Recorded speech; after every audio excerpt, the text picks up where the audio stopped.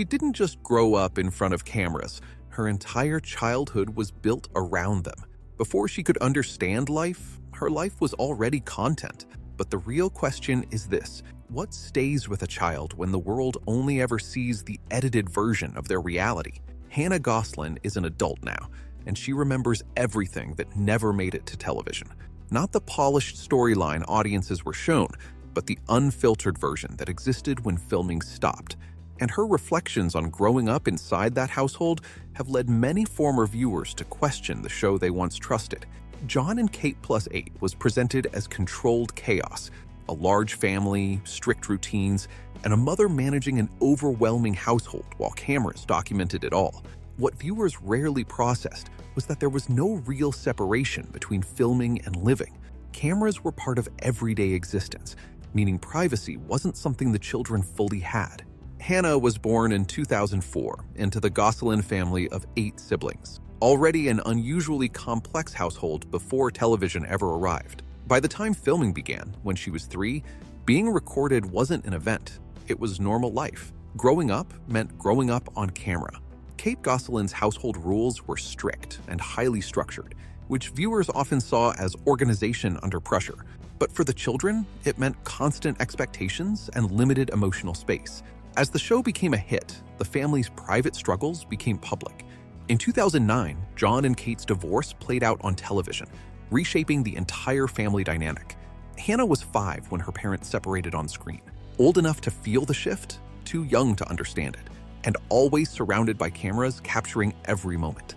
Reality TV is built on editing, not full truth. For Hannah, the difference between what aired and what she experienced is where the real story exists. Kate was portrayed as a firm but capable mother, but Hannah has described a home environment centered on strict control, where emotions were often secondary to order and appearance. She has also spoken about her brother Colin being treated differently from the other children and spending long periods separated from the family. Colin himself has described experiences of isolation during his childhood. Kate Gosselin has stated these decisions were related to medical and behavioral needs and made under professional guidance. However, Hannah's account reflects a deeply different emotional experience inside the home. For her, the lasting impact wasn't one single moment. It was the growing awareness that something about her childhood never fully added up, even if she couldn't explain it at the time. Here is your section rewritten, shortened, and made tighter, while preserving meaning, emotional weight, and clarity, but with improved flow and reduced repetition. She is not performatively angry or trying to build a case against her mother. Instead, Hannah speaks in calm, specific detail, which makes her account harder to dismiss. The family millions watched on TV operated under dynamics the audience never fully saw. Growing up inside that system, Hannah spent years explaining what it actually felt like. By 2018, at 14 years old, Hannah began spending more time with her father, Jon, after years under Kate's primary custody following the 2009 divorce. Jon noticed signs of anxiety and emotional restraint that gradually eased while she stayed with him. Eventually, Hannah decided she no longer wanted to return to her mother's home. Jon was granted full custody of Hannah in 2018, giving her what she later described as a more normal life, without cameras, rigid schedules, or constant scrutiny. Around the same time, her brother Colin also moved in with Jon. The change came with emotional costs, including fractured relationships with siblings and limited contact with Kate. In 2023, Hannah reflected on her childhood in Dark Side of the 2000s, describing an environment shaped by filming, structure, and image, where emotions often came second. By 2024, she described her relationship with Kate as distant, without full reconciliation or complete separation. Colin said he was treated differently early on, and later placed in a residential facility, including claims of isolation in a locked, monitored room. Kate denied this, saying her decisions were medically guided, but the details led many to question what happened behind the cameras. Public reaction made viewers revisit Jon Kate Plus 8 differently. For Hannah, Colin's account confirmed what she had long felt.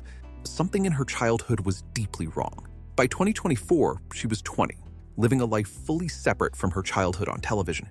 The cameras, schedules, and production structure were gone. She graduated high school in 2023 and began building her own identity outside the show, launching Gosselin Girl Beauty, a skincare brand under her name, but independently developed. She has also built a steadier personal life and remains close to her father, Jon Gosselin, who became the parent she chose to live with after years of constant public exposure. Hannah stays in contact with some siblings, but the family remains divided. Leah is her closest connection, while others are more aligned with Kate. The Gosselin family today exists as separate lives, connected by a shared and complicated past, rather than a single unified household. Hannah's relationship with Kate remains cautious and unfinished. She has not disowned her mother, but she has also not framed their relationship as repaired.